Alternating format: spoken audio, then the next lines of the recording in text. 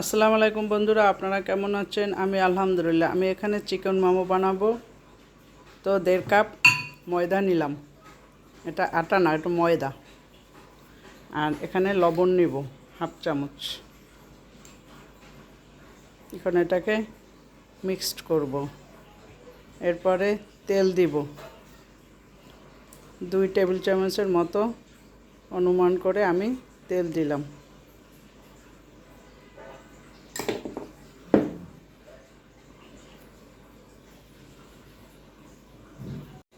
আমার ময়দাটা তেল এবং লবণ দিয়ে মাখা হয়ে গেছে। এখন আমি অল্প অল্প করে পানি দিব। অল্প অল্প করে পানি মিক্সড করব, একসঙ্গে দেওয়া যাবে না, তাহলে বেশি হতে পারে।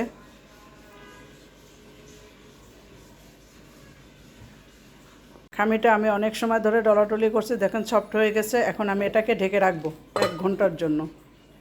এখানে আমি চিকেন কিমা নিয়েছি 1 কাপ। এখন আমি এটাকে রেডি করব। আমি এখন কাঁচামরিচ কুচি দিয়ে দিলাম চিকেনের ভিতরে। এরপর পেঁয়াজ আর রসুন বাটা, এরপরে ধনেপাতা দিয়ে দিলাম।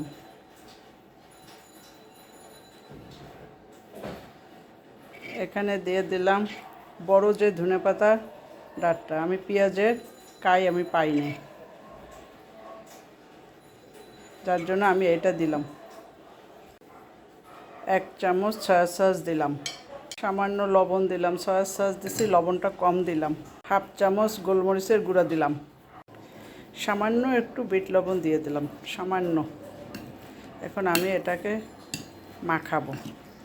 তারপরে আমি তেলটা গরম করে ভিতরে দিয়ে দিব।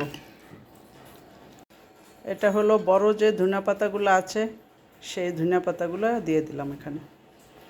তেলটা আমি গরম করে নিয়েছি। আমি এখানে অল্প 2 চামচের মতো তেল দিয়ে দিচ্ছি। এখন এটাকে আমি মেখে নিব।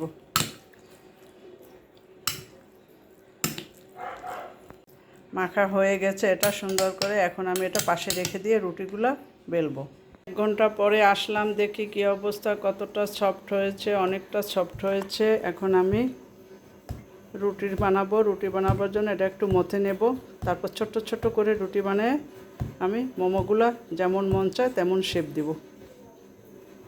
আমি বলগুলা বানিয়ে নিচ্ছি ছোট ছোট করে। এখন একটা একটা করে এখান থেকে আমি একটু সরাই রাখি যাতে মিলে না যায় একটার সাথে আর একটা। এখন আমি এটাকে ঢেকে রাখবো আর এটা আমি বেলবো। আমি একটা রুটি বেলে নিচ্ছি, তার ভিতরে পুরটা দিয়ে দিলাম। এখন আমি ভাঁজ করব। ভাঁজটা অত সুন্দর আমার হবে না, তারপরও চেষ্টা করি কেমন হয় দেখি। রুটিটা বেলে নিচ্ছি। এখন আমি আমার মনের মাধুরী মিলিয়ে আমি বটবো, যেভাবে পারি সেভাবে বটবো। বন্ধুরা, হয়ে গেল আমার মোমোগুলা ডিজাইন করা। যেমন মন চায় তেমন ডিজাইন করে নিচ্ছি। খেতে মজা হইলেই হলো। এবার আমি স্টিম করব। চলেন। আমি পানি গরম দিয়ে রেখেছি আগে থেকে। এটার উপরে আমি একটু তেল ব্রাশ করে দিয়েছি। এখন আমি সবগুলো মোমো একে একে দিয়ে দিব। আমি একসঙ্গে সবগুলো দিয়ে দিলাম। এই অবস্থা আমার মোমোর। মাশাআল্লাহ, সবগুলো হয়ে গেছে। আমি এখন উঠাবো।